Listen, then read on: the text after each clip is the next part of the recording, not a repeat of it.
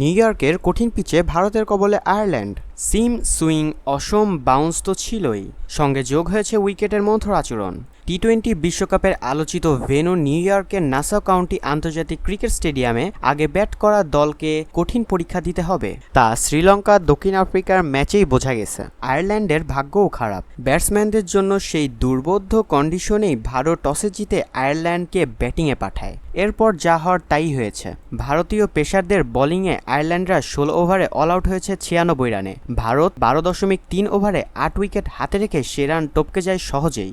ভারতের ব্যাটিং শুরুতে বিরাট কোহলি আউট হলেও রোহিত শর্মা টিকে ছিলেন। ব্যক্তিগত 2 রানে জীবন পাওয়ার পর ভারতীয় অধিনায়ক কঠিন উইকেটেও 37 বলে 52 রান ইনিংস খেলেন। তিনি অপরাজিত থেকেই ম্যাচ শেষ করে আসতে পারতেন, তবে হালকা চোটে পড়ায় রোহিতকে মাঠ ছাড়তে হয়। 3 নামা ঋষভ পন্থের ব্যাট থেকে আসে 26 বলে অপরাজিত 36 রান। ভারতীয় ব্যাটসম্যানদের কাজটা সহজ করেছেন মূলত ভারতীয় পেসাররা। আয়ারল্যান্ডের 10 উইকেটের 8টি তারা নিজেদের মধ্যে ভাগাভাগি করে নিয়েছেন।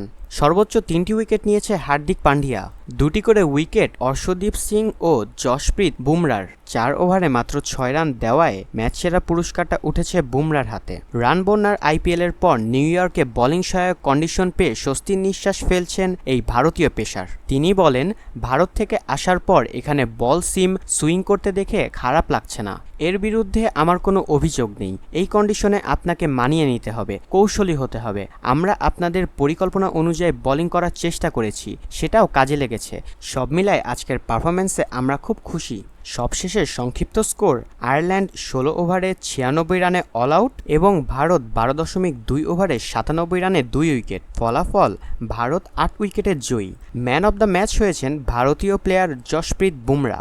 আজ ভিডিওটি এই পর্যন্তই। ভিডিওটি ভালো লেগে থাকলে অবশ্যই ভিডিওটিকে একটি লাইক করবেন, চ্যানেলটিকে সাবস্ক্রাইব করে পাশে থাকা বেল আইকনটিকে ক্লিক করে দিবেন যাতে পরবর্তী ভিডিও সবার আগে আপনি পেয়ে যান। চ্যানেলটির পাশে থাকবেন, চ্যানেলটিকে সাপোর্ট করবেন। ধন্যবাদ।